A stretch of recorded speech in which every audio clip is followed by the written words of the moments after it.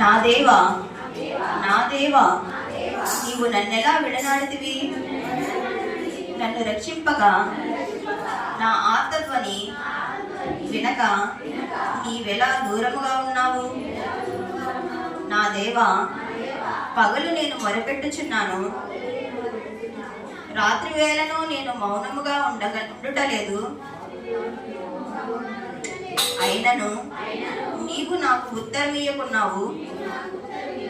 నీవు ఇశ్రాయేలు చేయు స్తోత్రముల మీద ఆసీనుడవై ఉన్నావు.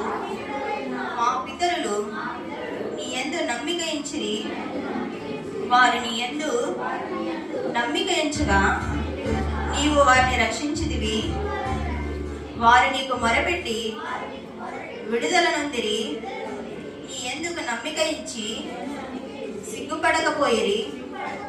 నేను నరుడను కాను, నేను పురుగును, నరుల చేత నిందింపబడిన వాడను, ప్రజల చేత తృణీకరింపబడిన వాడను. నన్ను చూచు వారందరూ పెదవులు విరిచి తల ఆడించుచు నన్ను అపహసించుచున్నారు. యెహోవా మీద ఈ భారము మోపము, ఆయన వానిని విడిపించునేమో. వాడు ఆయనకు ఇష్టడు కదా, ఆయన వాణ్ణి తప్పించునేమో. అందరూ గర్భం నుండి నన్ను తీసిన వాడవు నీవే కదా. నేను నా తల్లి వద్ద స్తన్యపానము చేయుచుండగా నీవే కదా నాకు నమ్మిక పుట్టించితివి. గర్భవాసినైన మొదలుకొని నాకు ఆధారము నీవే. నా తల్లి నన్ను కన్నది మొదలుకొని నా దేవుడవు నీవే.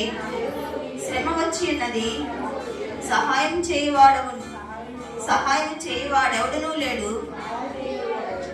నాకు దూరముగా ఉండము.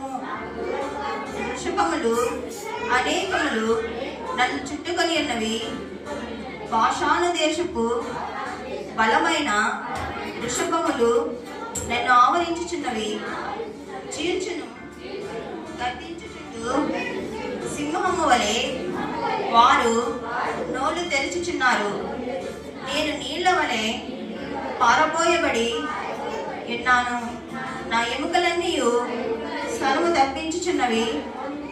నా హృదయము నా అంతరంగమందు మైనము వలె కరిగి ఉన్నది. నా బలము